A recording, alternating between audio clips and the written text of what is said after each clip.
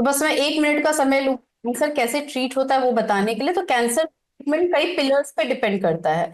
Surgery, chemotherapy, targeted therapy, hormonal therapy, immunotherapy. किस patient में किस चीज की जरूरत है वो डिपेंड करता है कि कहाँ का कैंसर है। सपोज करिए मुंह का कैंसर है, तो इसमें मुंह मतलब आगे वाला पार्ट, पीछे नहीं आगे का पार्ट है, तो उसमें अगर ऑपरेबल है तो सर्जरी होती है। फिर रिपोर्ट आता है, उसको देखा जाता है, अगर जरूरत पड़ता है तो रेडिएशन और कीमो दिया जाता है। वो बीमारी जब अगर मान लीजिए वापस आती है तब इम्यूनोथेरेपी का इस्तेमाल किया जाता है। वही अगर हम लंग कैंसर की बात करें तो उसमें ट्रीटमेंट हम इम्यूनोथेरेपी के साथ ही शुरू कर सकते हैं। तो ये बताने का उद्देश्य यही है कि ये समझना कि हर मोडालिटी हर कैंसर में कारगर नहीं होता है। कोई भी दवा लिखने से पहले, जैसे हार्मोनल की अगर हम बात करें तो हम हर पेशेंट में हार्मोनल नहीं देते। हम ब्रेस्ट कैंसर में देते, प्रोस्टेट कैंसर में देते, एंडोमेट्रियम में देते, जहां पे वो काम करेगा। मुंह के कैंसर में कभी हम हार्मोनल नहीं देते। इसी तरह इम्यूनोथेरेपी भी एक नया पिलर और मोडालिटी है कैंसर ठीक करने का या ट्रीट करने का, जिसमें कि जैसे हमारे शरीर का जो इम्यून सिस्टम है वो बैलेंस पे काम करता है। अगर ज्यादा इम्यून सिस्टम एक्टिव हो जाएगा तो आपके शरीर के अंगों को ही खराब करने लगेगा। तो वो थोड़ा सा दबा हुआ रहता है, बैलेंस वे में काम करता है। इम्यूनोथेरेपी क्या करता है, इस इम्यून सिस्टम को कैंसर सेल के अगेंस्ट एक्टिवेट कर देता है, तो हमारा इम्यून सिस्टम उन कैंसर सेल्स को मारने लगता है।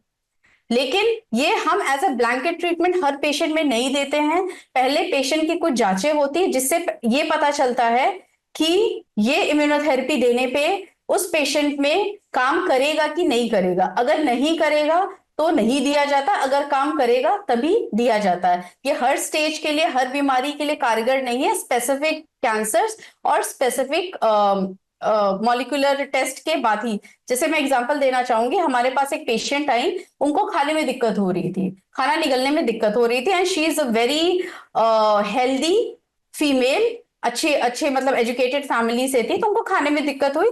तो उन्होंने गेस्ट्रोएंट्रोलॉजिस्ट मतलब जो पेट के डॉक्टर है उनको दिखाया। पेट के डॉक्टर ने स्कोपी की, एंडोस्कोपी की, और वहां पे उनको लगा कि बाहर कोई लिम्फ नोड है जो उनके खाने की नली को दबा रहा है। तो उन्होंने वहां से बायोप्सी ली। जब बायोप्सी ली तो वहां पे कैंसर आया। फिर हमने पेट स्कैन कराया तो पता चला कि रीनल मतलब किडनी का कैंसर है, जो कि शरीर में फैल गया है। और वो एक गिल्टी थी जो खाने की नली को दबा रही थी, इसलिए पेशेंट को पता चला। उसके अलावा पेशेंट को कोई सिम्टम नहीं था।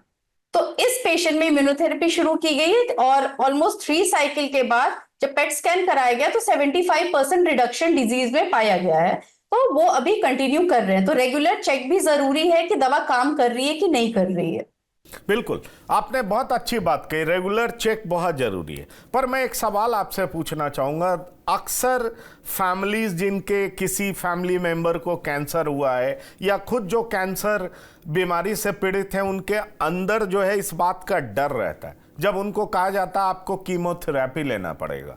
कीमोथेरेपी के बारे में कहा जाता है कि जहां पर कैंसर है, ठीक है, वहां तो कैंसरस सेल को कीमोथेरेपी मार रहा है, लेकिन जो आसपास के अच्छे सेल्स हैं वो भी डैमेज हो जाते हैं। और डैमेज इस कदर से हो जाते हैं कि पेशेंट ठीक से खड़ा नहीं हो पाता, अपना रोज दिन का दिनचर्या नहीं कर पाता, उसकी नॉर्मल एक्टिविटीज बिगड़ जाती हैं। इसलिए कई सारे पेशेंट्स कीमोथेरेपी से डरते हैं। आप क्या कहती हैं, कीमोथेरेपी कब और कैसे जरूरी होता है?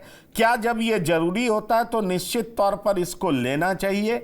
ये आपका मेडिकल साइंस इसको अप्रूव करता है? जरा दर्शकों के भीतर जो भ्रांतियां, क्योंकि मैं भी इसको लेकर के कई बार डाउटफुल रहता हूं, कभी कुछ पढ़ता हूं कभी कुछ पढ़ता हूं, मैं आपकी तरह एक्सपर्ट तो हूं नहीं। तो मैं चाहूंगा कि केमोथेरेपी के बारे में जरा बताइए कि लोग जब केमोथेरेपी के लिए जाएं तो उनको निडर होकर के जाना चाहिए और प्रॉपर इसका इस्तेमाल लेना चाहिए, अगर डॉक्टर प्रिस्क्राइब कर रहे हैं तो। देखिए, डॉक्टर तभी प्रिस्क्राइब करेंगे जब उसकी जरूरत होगी, क्योंकि हम ऑन्कोलॉजिस्ट जो भी ट्रीटमेंट करते हैं वो बेसिकली गाइडलाइन के हिसाब से होता है। इंटरनेशनल गाइडलाइंस होती हैं जो ये बताती हैं आफ्टर रिसर्च, बहुत सारा रिसर्च के बाद, किस स्टेज में ये कीमो ज्यादा काम करता है, स्टेज में कौन सा काम करता है। तो मुंह का जो कैंसर उसका कीमो अलग होगा, ब्रेस्ट का अलग होगा, अगर पेट की इंटेस्टाइन का अगर कैंसर है तो उसका कीमोथेरेपी अलग होता है।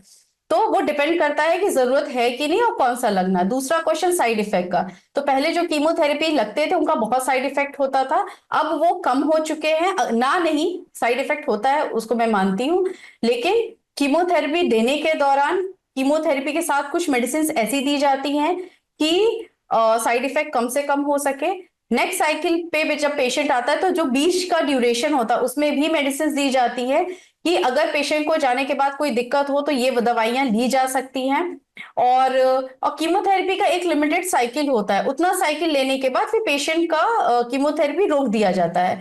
मैं हमेशा ये मानती हूँ पेशेंट कैन हमेशा साइड इफेक्ट अगर थोड़ा बहुत है उसके साथ रह सकते हैं, लेकिन अगर कैंसर बचा रह गया तो उसके साथ नहीं रह सकते।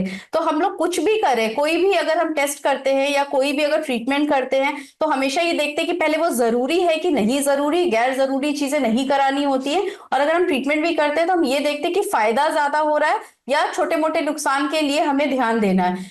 क्योंकि अगर हम इनकम्प्लीट ट्रीटमेंट करते हैं, कैंसर सेल्स म्यूटेट होते रहते हैं, एक तो म्यूटेशन करके कैंसर हो गया, फिर आगे भी वो और म्यूटेट होते रहते हैं, अपने नेचर को चेंज करते रहते हैं। इसलिए दो जो दवा अभी काम कर रही है अगर बीमारी वापस आती है तो जरूरी नहीं कि सेम दवा उस समय भी काम करे, क्योंकि कैंसर सेल ने अपने आप को उस दवा के लिए म्यूटेट कर लिया है।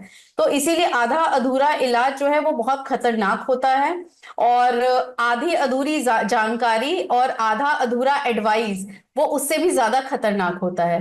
पहले जमाने में क्या था, हम कैंसर के बारे में अपनी धारणा कैसे बनाए थे, हमें गांव या शहर में रह रहे हमारे अगल बगल जो पेशेंट है उनको देख के हमने धारणा बना ली थी। तब हॉस्पिटल्स भी कम होते थे, तब लोग हॉस्पिटल भी कम पहुंचते थे, और तब इतनी मोडालिटीज भी नहीं थी, और पेशेंट अगर एडवांस स्टेज में जाएगा तो उसके ठीक होने की संभावना लिमिटेड रहती है। तो उनको मोटा मोटा ये लगता था कि अच्छा कैंसर हो गया, वो बचे नहीं। उन्होंने कभी ये जानने की कोशिश नहीं की कि कैंसर किस स्टेज में पता चला था, कैंसर के साथ क्या उनको और कोई बीमारी तो नहीं थी, शुगर हाई लेवल का तो नहीं था, कोई और बीमारी तो ऐसी नहीं थी जिसके कारण कैंसर का ट्रीटमेंट नहीं हो पाया।